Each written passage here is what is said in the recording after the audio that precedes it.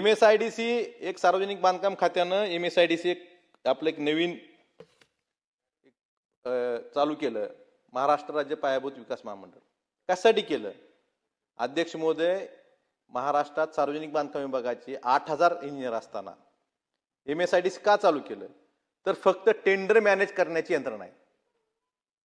8,000 engineer आहेत, प्रत्येक ठिकाणी JE आहेत, डेप्टी इंजिनियर आहेत, कार्यकारी अभियंते आहेत, AC आहेत, CA आहेत. 8,000 इंजिनियर असताना त्यांना काहीच काम नाही. एका ठिकाणी मुंबईत ऑफिस, प्रत्येक विभागाला 1 किंवा 2 कार्यकारी अभियंता. जवळपास सध्या रस्त्याची 37,000 कोटीची कामं सध्या चालू आहेत. आणि ती रस्त्याची कमी कामं म्हणून परत जे ऊसतोड जे कामगार आहेत त्यांच्यासाठी जे हॉस्टेल आहेत, वसतिगृह बांधव, ती पण कामं घेतली यांनी. काही मेडिकल कॉलेजची कामं जी खरं तर केंद्र सरकारच्या नियमानुसार सेंट्रल गव्हर्नमेंटच्या PSU मार्फत झाली पाहिजेत, ती कामं स्वतःनीच घेतली. पण यांच्याकडे कर्मचारी किती? एक MD, बालदी साहेब तुम्ही सांगितलं, MD, एक चीफ इंजिनियर आणि प्रत्येक विभागाला म्हणजे छत्रपती संभाजीनगर विभागाला 1 किंवा 2 कार्यकारी अभियंता. त्यांनी सुपरविजन कधी करायचं? तिथल्या स्थानिक JEला, डेप्टी इंजिनियरला, एक कार्यकारी अभियंत्याला त्या ठिकाणी कामावर जायचा अधिकार नाही, कामचा बसायचा अधिकार नाही. हे कोण कामचा बसायचं? PMCने.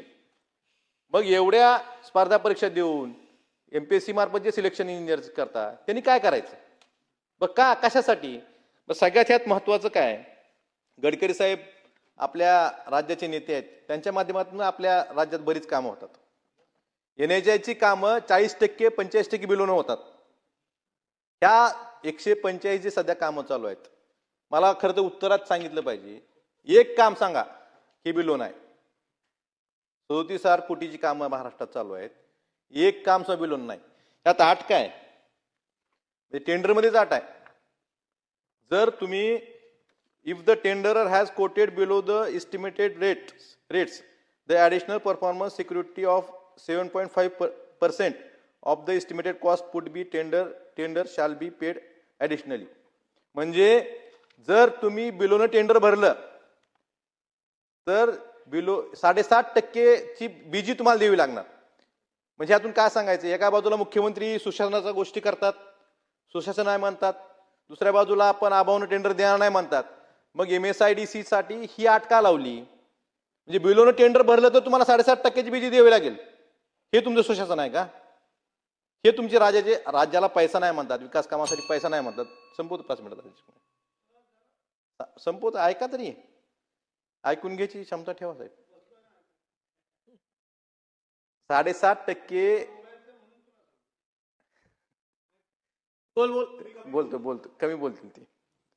अध्यक्ष महोदय, जर 40% बिलोनं 45% बिलोनं राष्ट्रीय महामार्गाची कामं गडकरी साहेबांच्या डिपार्टमेंटची महाराष्ट्रात होत असतील तर मग MSIDCची कामं बिलोनं का होत नाहीत?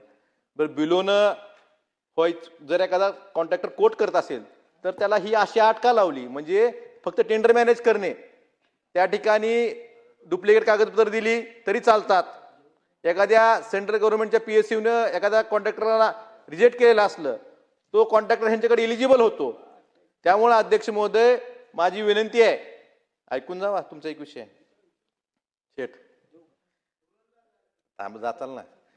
अध्यक्ष महोदय, ही जी MSIDC आहे ही फक्त तिथं म्हणजे चीफ इंजिनियर आहेत का कलेक्शन इंजिनियर आहेत हे कळत नाही.